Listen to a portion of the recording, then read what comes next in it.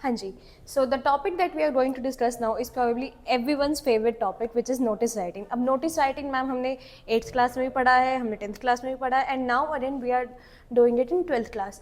तो क्या कुछ बहुत ज़्यादा ड्रास्टिक चेंज आ जाएगा इसके फॉर्मेट में? The answer is no. The format will always remain the same.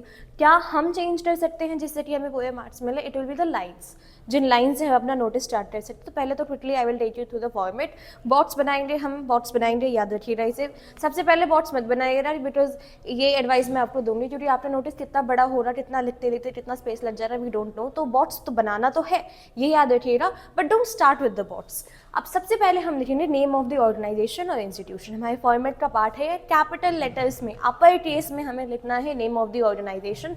Then एक लाइन छोड़ के we will write notice, that too in upper case. आप याद रखिएगा, मैं सब बता रही हूँ, अपर केस में लिखना है. So do not right it in small letters, क्योंकि आपके मार्क्स वहाँ पर डिडक्ट हो जाएंगे.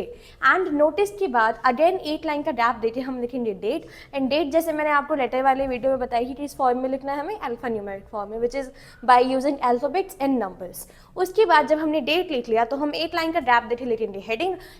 हेडिंग विल ऑल्सो भी इन अपर केस. जो भी हेडिंग हो, चाहे कोई डिबेट कॉम्पिटिशन हो, कोई sports day, annual day, PTM, what ever the topic is, हम उसको लिखेंगे अपर केस में. अब हमने हमारा हेडिंग लिख दिया, उसके बाद एक लाइन छोड़ के our body of the notice will start. यहाँ पे मैं आपको कुछ कॉमन लाइन्स बता दूंगी जिससे कि आप अपने नोटिस को स्टार्ट कर सकते हैं. एंड लास्ट में हमें जब अपना नोटिस एंड करना होगा, तो अगर किसी इवेंट के बारे में है तो व्हाट यू कैन डू कि आप या तो आप उस पैराग्राफ में ही वेन्यू, टाइम और डेट बता दीजिए, या अलग से भी आप जब नोटिस एंड करेंगे तो भी आप मेंशन कर सकते हैं टाइम, डेट और वेन्यू.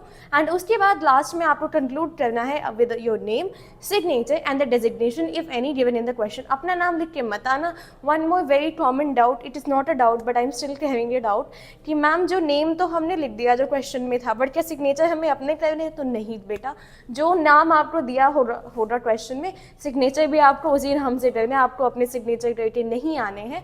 एंड ये बहुत प्यारा सा छोटा सा टॉपिक हमारा कवर हो जाता है. एंड नोटिस राइटिंग का अब जो भी क्वेश्चन आएगा हम उसे श्योरली कर सकते हैं. राइटिंग स्किल्स के टॉपिक्स में, राइटिंग स्किल के सेक्शन में हमारे कुछ क्वेश्चंस ऐसे धीरे धीरे कंप्लीट होते जा रहे हैं. बहुत ही जल्द मैं बाकी वीडियोस भी लेके आऊँगी आपके पास. Thank you so much.